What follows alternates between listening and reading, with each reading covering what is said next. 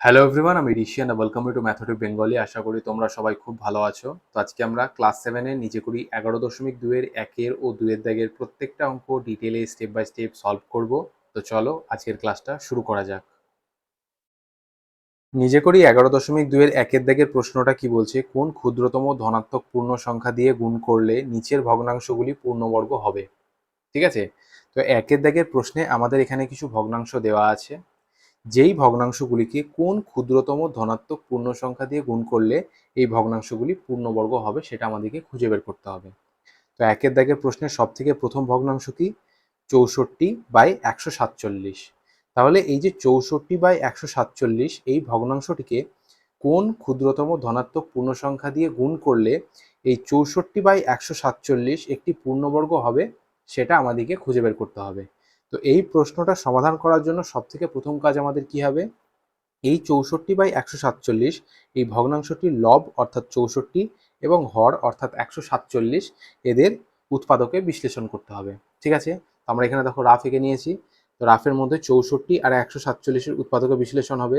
তো 64 দেখো জোড় সংখ্যা, 2 দ্বারা বিভাজ্য, 32 দুগুণে 64। এরপর 32ও জোড় সংখ্যা, 2 দ্বারা বিভাজ্য, 16 দুগুণে 32। 16 জোড় সংখ্যা, 2 দ্বারা বিভাজ্য, 8 দুগুণে 16। 8 জোড় সংখ্যা, 2 দ্বারা বিভাজ্য, 4 দুগুণে 8। 4 জোড় সংখ্যা, 2 দ্বারা বিভাজ্য, 2 দুগুণে 4। এরপর আর ভাঙা যাচ্ছে না সিঁড়ি। ঠিক আছে, তাহলে 64কে ভেঙে আমরা 2 গণিত 2 গণিত 2 গণিত 2 আবার গণিত 2 গণিত 2 পেলাম। ঠিক আছে, এরপর নেক্সট আমাদের কাজ কি হবে, হর অর্থাৎ 147 এর উৎপাদকে বিশ্লেষণ করতে হবে। তাহলে 147কে যদি আমরা উৎপাদকে বিশ্লেষণ করি তাহলে 147 এই সংখ্যাটা 7 দ্বারা বিভাজ্য। তাহলে 147কে যদি আমরা 7 দিয়ে ভাগ করি তাহলে 7 দুগুণে 14, 7 একে 7। এখানে আমরা কত পেলাম? 21। এবার 21 3 দ্বারা বিভাজ্য, 3 সাথে 21। আর ভাঙা যাচ্ছে না, তাহলে 147কে সিঁড়ি ভেঙে আমরা কি পেলাম? 7 গণিত 3 গণিত 7। তো যেগুলোই পেলাম সেগুলো আমরা লিখবো, সমান দিয়ে মাঝে একটা বড় দাগ। 64 জায়গায় কি পেলাম? 2 গণিত 2 গণিত 2 গণিত 2 গণিত 2 গণিত 2, অর্থাৎ এখানে তিনটে 6টা 2 পেয়েছি। তাহলে 2 গণিত 2 আবার গণিত 2 গণিত 2 আবার গুণ চিহ্ন দিয়ে 2 গণিত 2। ঠিক আছে, এবং 147 সমান আমরা কি পাবো? 7 গণিত 3 গণিত 7। 7 গণিত 3 গণিত 7। ঠিক আছে, তাহলে এবার আমাদেরকে দেখতে হবে যে উৎপাদকগুলো পেলাম আমরা সেগুলো জোড়ায় জোড়ায় আছে কিনা। এখানে যেমন দেখো, এখানে দুটো 2, এখানে দুটো 2, আবার এখানে দুটো 2, অর্থাৎ লবে জোড়ায় জোড়ায় 2 আছে। ঠিক আছে, এখানে 3 জোড়া 2 আছে। আর যদি আমরা হরে দেখি, হরে এখানে দেখো দুটো 7 আছে, একটা 3 আছে, অর্থাৎ এক জোড়া 7 আছে এবং একটি মাত্র 3 আছে। ঠিক আছে, তাহলে আমরা এখানে লিখতে পারি 2 গণিত 2 মানে 2 এর স্কোয়ার দিতে পারি, গণিত আবার 2 গণিত 2 মানে আবার 2 এর স্কোয়ার দিতে পারি, আবার 2 গণিত 2 মানে আবার 2 এর স্কোয়ার দিতে পারি। ঠিক আছে, বাই এখানে দুটো 7 আছে মানে 7-এর স্কোয়ার হবে, গণিত এখানে একটা 3 পড়ে আছে। যদি 64/147 পূর্ণবর্গ হতো তাহলে এই 64/147-এর উৎপাদকগুলো প্রত্যেকটা জোড়ায় জোড়ায় থাকতো। কিন্তু এখানে দেখো 64-র ক্ষেত্রে প্রত্যেকটা উৎপাদক জোড়ায় জোড়ায় আছে, কিন্তু 147-এর বেলায় 7 জোড়ায় থাকলেও 3 জোড়ায় নেই, একাই পড়ে আছে। তার মানে 147 এই সংখ্যাটা পূর্ণবর্গ সংখ্যা নয়। 64 পূর্ণবর্গ সংখ্যা, 8 8 64, সেটা আমরা জানি। তাহলে 147 এই হরের সংখ্যাটা পূর্ণবর্গ সংখ্যা নয়। তাহলে আমাদের এই 1 নাম্বার ভগ্নাংশের সঙ্গে কোন ক্ষুদ্রতম ধনাত্মক পূর্ণ সংখ্যা গুণ করলে এই 1 নাম্বার ভগ্নাংশ অর্থাৎ 64/147 একটি পূর্ণবর্গ হবে সেটা কি করে দেখব। এখানে দেখো প্রত্যেকটা জোড়ায় জোড়ায় আছে, হরের ক্ষেত্রে 3 একাই পড়ে আছে। তার মানে এই ভগ্নাংশের সঙ্গে যদি আমি একটা 3 গুণ করে দিই এখানে, ঠিক আছে, যদি ধরো গণিত 3 করে দিই তাহলে এই লবের 3 আর এই হরের 3 কাটাকাটি হয়ে যাবে। তাহলে কি পড়ে থাকবে? 2 এর স্কোয়ার গণিত 2 এর স্কোয়ার গণিত 2 এর স্কোয়ার বাই 7 এর স্কোয়ার। সেক্ষেত্রে এই ভগ্নাংশটি পূর্ণবর্গ হবে। তাহলে আমাদেরকে এই যে 3 একাই পড়ে আছে না, এই 3টাকে সরাতে হবে এখান থেকে। তাহলে এই 3টাকে যদি আমরা সরাতে যাই তাহলে আমাদেরকে এইখানে আর একটা 3 দিয়ে গুণ করতে হবে। তাহলে আমরা কি বুঝছি যে 64/147 এই ভগ্নাংশটিকে যদি আমরা 3 দিয়ে গুণ করি তাহলে 64/147 মানে 3 দিয়ে গুণ করার ফলে যে ভগ্নাংশটি হবে সেটি একটি পূর্ণবর্গ হবে। ঠিক আছে, তাহলে অতএব দিয়ে আমরা এখানে লিখবো, অতএব 64/147 কে তিন দ্বারা গুণ করতে হবে। আর এটা হয়ে যাবে আমাদের একের দাগের প্রথম প্রশ্নের উত্তর। এরপর 2 নম্বর ভগ্নাংশটা কি দিয়েছে দেখো, 25/162। তাহলে 25/162 এই ভগ্নাংশটির সঙ্গে কোন ক্ষুদ্রতম ধনাত্মক পূর্ণ সংখ্যা গুণ করলে গুণফল একটি পূর্ণবর্গ হবে। ঠিক আছে, তো আমরা এই প্রশ্নটা করার জন্য সবথেকে প্রথমে কি করব, লব অর্থাৎ 25 এবং হর অর্থাৎ 162-র উৎপাদকে বিশ্লেষণ করব। তাহলে 25কে যদি আমরা উৎপাদকে বিশ্লেষণ করি, 25 5 দ্বারা বিভাজ্য, 5 5 25।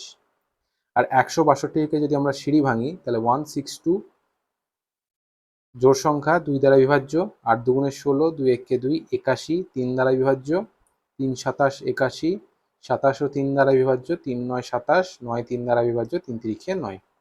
ঠিক আছে, তাহলে সমান মাঝে একটা বড় দাগ, 25-এর জায়গায় আমরা কি লিখবো, 5 গণিত 5 বাই 162-র জায়গায় আমরা কি লিখবো, 2 গণিত 3 গণিত 3 গণিত 3 গণিত 3, একটা 2 চারটে 3, তাহলে 2 গণিত 3 গণিত 3 গণিত 3 গণিত 3। ঠিক আছে, তো সমান দিয়ে আমরা এখানে কি লিখতে পারি, সমান লবে 5 গণিত 5 মানে 5-এর স্কোয়ার বাই হরে 2 গণিত, এখানে দুটো 3 গুণ হয়েছে মানে 3 গণিত 3 মানে 3-এর স্কোয়ার, আবার এখানে দুটো 3 গুণ হয়েছে আবার গণিত 3 গণিত 3 মানে 3-এর স্কোয়ার। তাহলে 25/162 যদি পূর্ণবর্গ হতো তাহলে এদের প্রত্যেকটা উৎপাদকের মাথায় আমরা স্কোয়ার দিতে পারতাম।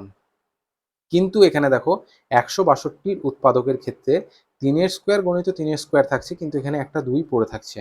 তাহলে আমাদেরকে কি করতে হবে যাতে এই 2টা এখান থেকে সরে যায়, এই 2টাকে এখান থেকে সরাতে গেলে আমাদেরকে অপর একটা 2 দিয়ে এখানে গুণ করতে হবে।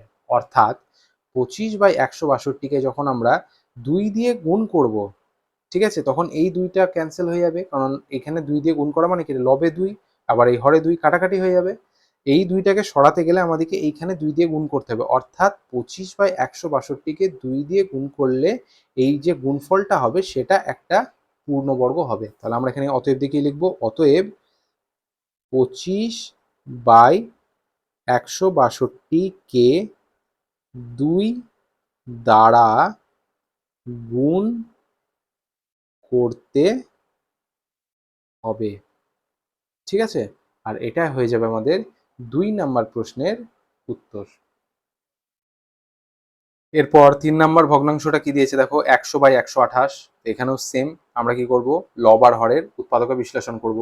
100-কে যদি আমরা উৎপাদকে বিশ্লেষণ করি, 100 জোড় সংখ্যা 2 দ্বারা বিভাজ্য 50, 50 জোড় সংখ্যা 2 দ্বারা বিভাজ্য 25, 25 5 দ্বারা বিভাজ্য, 5 5 25।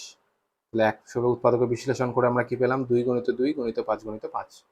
এরপর নেক্সট 128-কে আমরা উৎপাদকে বিশ্লেষণ করব 128। ঠিক আছে, জোড় সংখ্যা 2 দ্বারা বিভাজ্য, 6 দুগুণে 12, 4 দুগুণে 8, 64, 64 2 দ্বারা বিভাজ্য 32, 32 2 দ্বারা বিভাজ্য 16, 16 2 দ্বারা বিভাজ্য 8, 8 2 দ্বারা বিভাজ্য 4, 4 2 দ্বারা বিভাজ্য 2 দুগুণে 4। তাহলে 128-কে উৎপাদকে বিশ্লেষণ করে আমরা কি পেলাম, 2 গণিত 2 গণিত 2 গণিত 2 গণিত 2 গণিত 2 গণিত 2, অর্থাৎ একটা দুটো তিনটে চারটে পাঁচটা ছটা সাতটা, 7টা 2-এর গুণফল। তো 100-র জায়গায় আমরা এইভাবে নেক্সট একটা বড় দাগ দেব, যে 100-র জায়গায় কি লিখবো, 2 গণিত 2 গণিত 5 গণিত 5। তাহলে 2 গণিত 2 গণিত 5 গণিত 5। ঠিক আছে, আর 128-এর জায়গায় কি লিখবো, 2 গণিত 2 গণিত 2 গণিত 2 গণিত 2 গণিত 2 গণিত 2, অর্থাৎ 2 গণিত 2 গণিত 2 গণিত 2, 7টা তো, 7টা আছে, তাহলে 2 গণিত 2 গণিত 2, 7টা 2-এর গুণফল। ঠিক আছে, এবার আমরা জোড়ায় জোড়ায় স্কোয়ার করব, মাঝে একটা আবার বড় দাগ, 2 গণিত 2 মানে 2-এর স্কোয়ার গণিত 5 গণিত 5 মানে 5-এর স্কোয়ার, 2 গণিত 2 মানে আবার 2-এর স্কোয়ার, হরে আবার 2 গণিত 2 মানে 2-এর স্কোয়ার, এখানে 2 গণিত 2 মানে 2-এর স্কোয়ার, আর এখানে দেখো একটা 2 পড়ে থাকছে গণিত 2। তাহলে আমরা এমন কোন ধনাত্মক পূর্ণ সংখ্যা দিয়ে 100/128-কে গুণ করলে এই 2টা এলিমিনেট হয়ে যাবে, সেটা অবশ্যই 2 হবে, কারণ 2-এর স্কোয়ার গণিত 5-এর স্কোয়ার বাই 2-এর স্কোয়ার গণিত 2-এর স্কোয়ার গণিত 2-এর স্কোয়ার গণিত 2-কে যখন আমরা 2 দিয়ে গুণ করব, ইমাজিনারি ধরো এখানে 2 দিয়ে গুণ করছি, তাহলে এই দুইটা এলিমিনেট হয়ে যাবে। তাহলে যে উৎপাদকগুলো পড়ে থাকবে প্রত্যেকটার মাথায় স্কোয়ার থাকছে, তখনই 100/128 এই ভগ্নাংশটা পূর্ণবর্গ হবে। তাহলে 100/128 এই ভগ্নাংশটিকে পূর্ণবর্গ করতে গেলে আমাদেরকে এই দুইটা সরাতে হবে এখান থেকে। তাহলে এই দুইটা আমরা কিভাবে সরাবো? এইখানে যখন আমরা 2 দিয়ে গুণ করব তখন এই দুইটা এলিমিনেট হয়ে যাবে। তাহলে 100/128কে 2 দিয়ে গুণ করলে গুণফল একটি পূর্ণবর্গ হবে। তো সেখানে আমরা সেটাই লিখব। অতএব দিয়ে এখানে 100/128কে 2 দ্বারা গুণ করতে হবে। আর এটা হয়ে যাবে আমাদের 3 নম্বর প্রশ্নের উত্তর। এরপর আমাদের 4 নম্বর ভগ্নাংশটা কি দিয়েছে দেখো, 81/288। তো এক্ষেত্রে আমরা 81 আর 288-র উৎপাদকে বিশ্লেষণ করব। 81 3 দ্বারা বিভাজ্য, 3 27 81। 27 ও 3 দ্বারা বিভাজ্য, 3 9 27।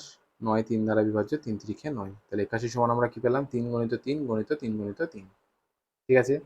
এরপর আমরা নেক্সট হরকে উৎপাদকে বিশ্লেষণ করব। 288 জোড় সংখ্যা 2 দ্বারা বিভাজ্য, 144। এটার জোড় সংখ্যা 2 দ্বারা বিভাজ্য, 7 দুগুণে 14, 2 দুগুণে 4 72। জোড় সংখ্যা 2 দ্বারা বিভাজ্য, 36। জোড় সংখ্যা 2 দ্বারা বিভাজ্য, 18।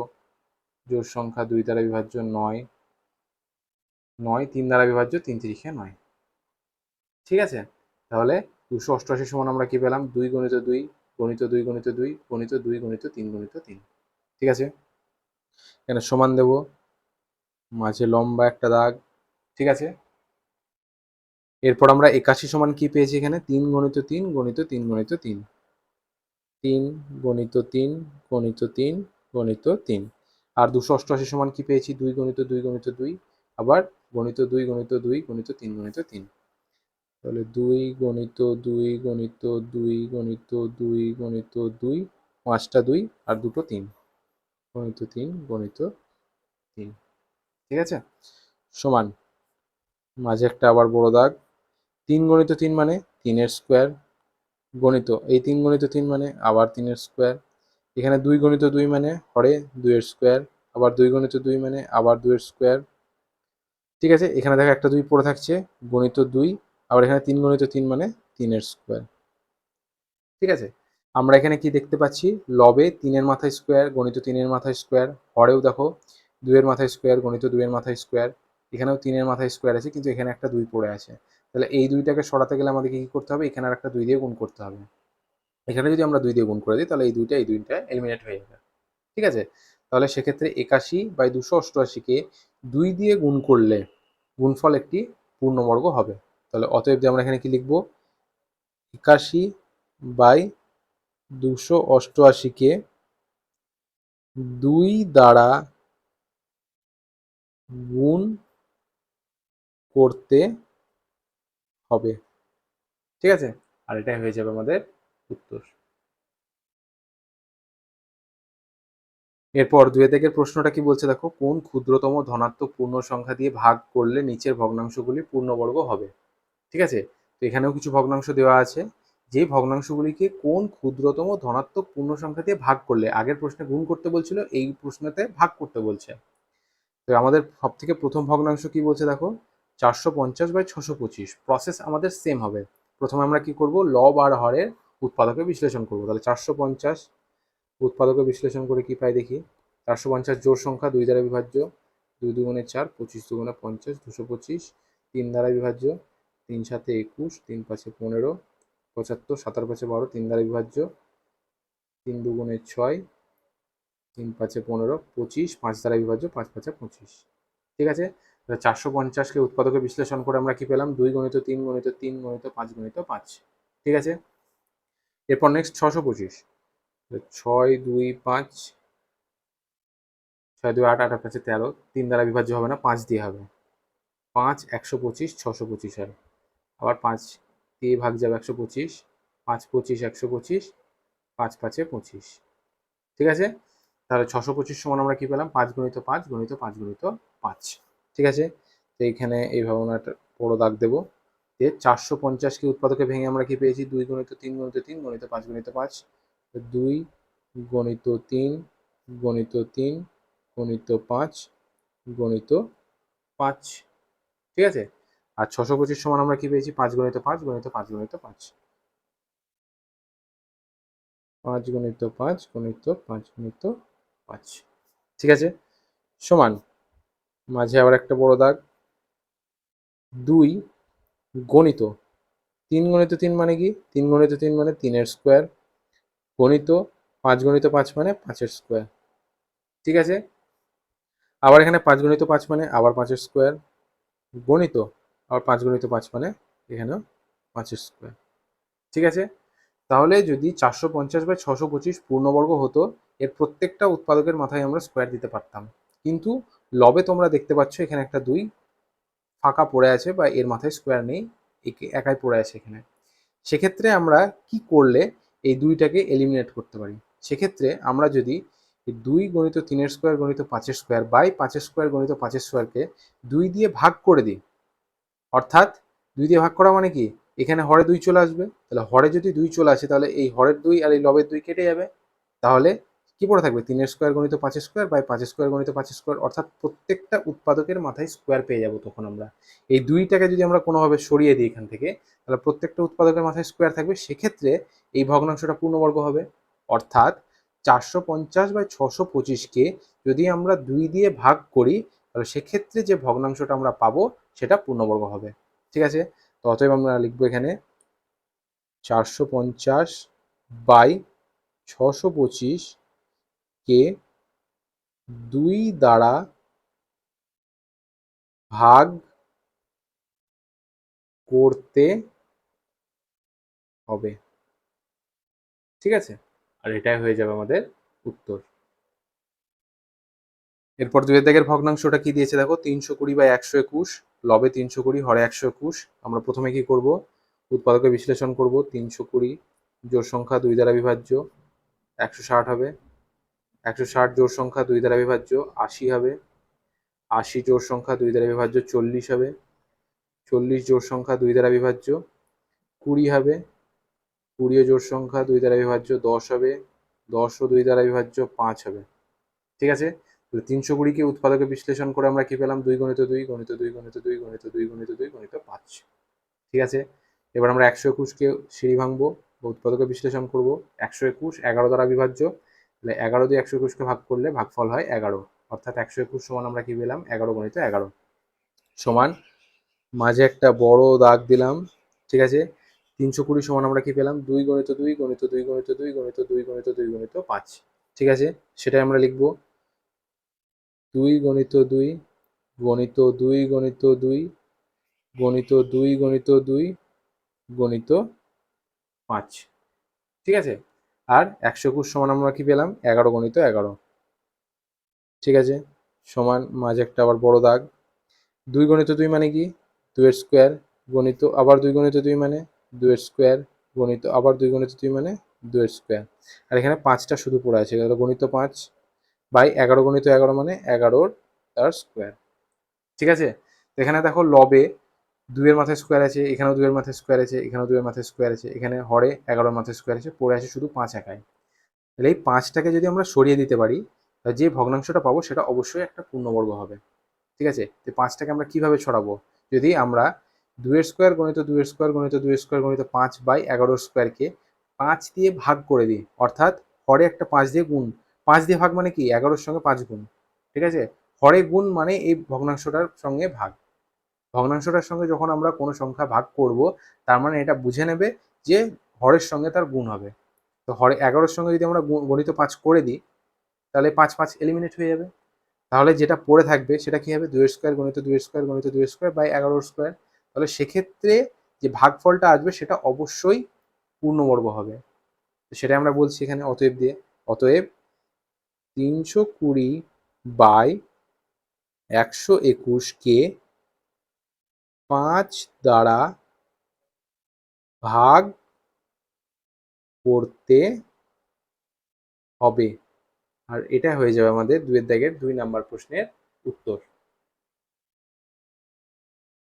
এরপর 3 দিকের প্রশ্নটা কি দিয়েছে দেখো, 245/64। এখানে আমরা লব আর হরের উৎপাদক বিশ্লেষণ করব। 245, 4 আর 5 9 2 11, 3 দ্বারা বিভাজ্য হবে না, 5 দ্বারা বিভাজ্য।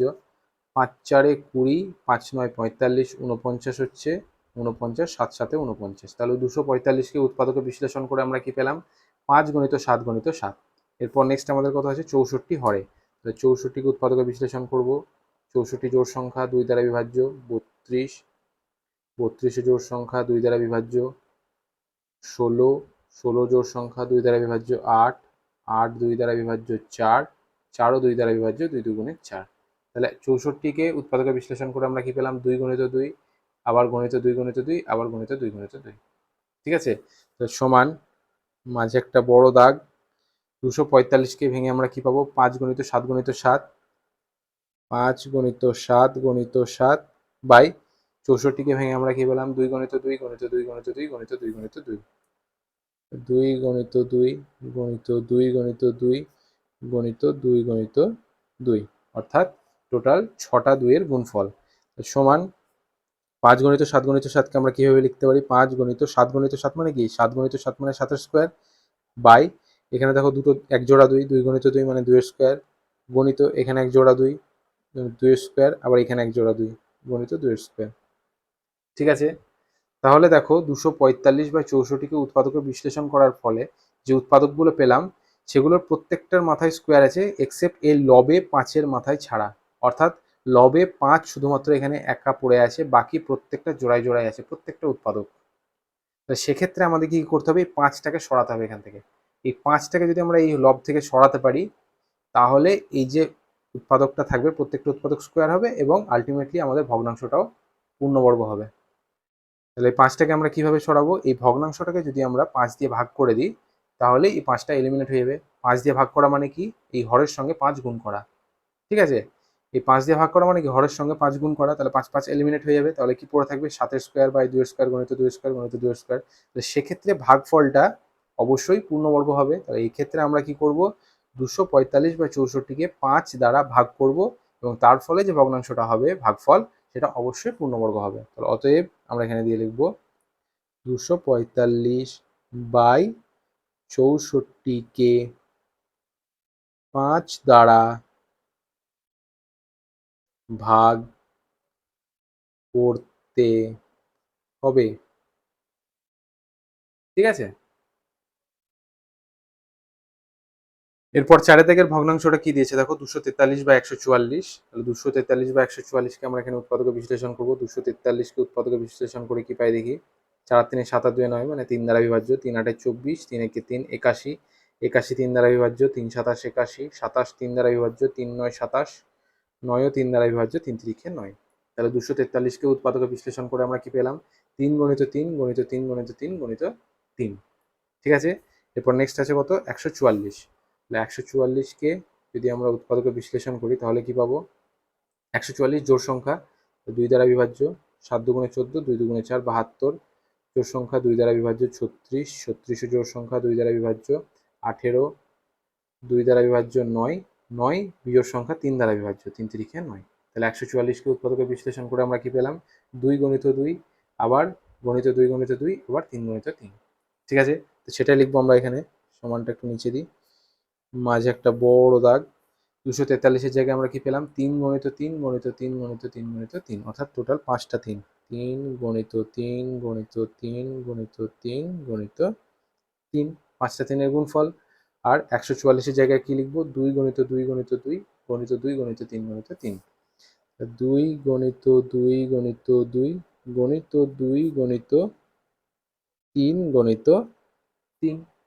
ঠিক আছে, সমান মাঝে একটা আবার বড় দাগ। এখানে দেখো 3 × 3 জোড়াই মানে 3-এর স্কোয়ার, আবার 3 × 3 মানে আবার 3-এর স্কোয়ার, আর এখানে একটা 3 পড়ে থাকছে গণিত 3। ঠিক আছে, এখানে দেখো টোটাল 5টা 3 আছে, তাহলে এখানে দুটো 3 নিলাম, 3-এর স্কোয়ার হলো, আবার দুটো 3 নিলাম, 3-এর স্কোয়ার হলো, আর এখানে একটা 3 পড়ে থাকলো। এবং হরে দেখো 2 × 2 মানে 2-এর স্কোয়ার, গণিত 2 × 2 মানে আবার 2-এর স্কোয়ার, গণিত 3 × 3 মানে 3-এর স্কোয়ার। তাহলে এখানে প্রত্যেকটা জোড়ায় জোড়ায় চলে আসছে হরের ক্ষেত্রে।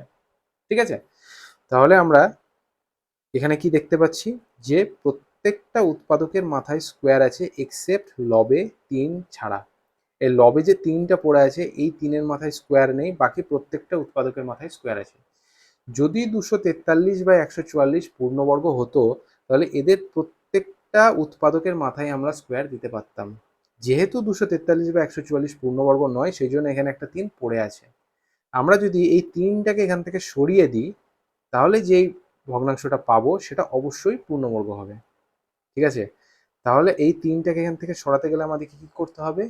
3 দিয়ে ভাগ করতে হবে। যদি আমরা 3 দিয়ে ভাগ করে দিই, ঠিক আছে, এই ভগ্নাংশটাকে যদি আমরা 3 দিয়ে ভাগ করে দিই তাহলে এই 3টা কেটে যাবে, তাহলে প্রত্যেকটা উৎপাদকের মাথায় স্কোয়ার চলে আসবে। অতএব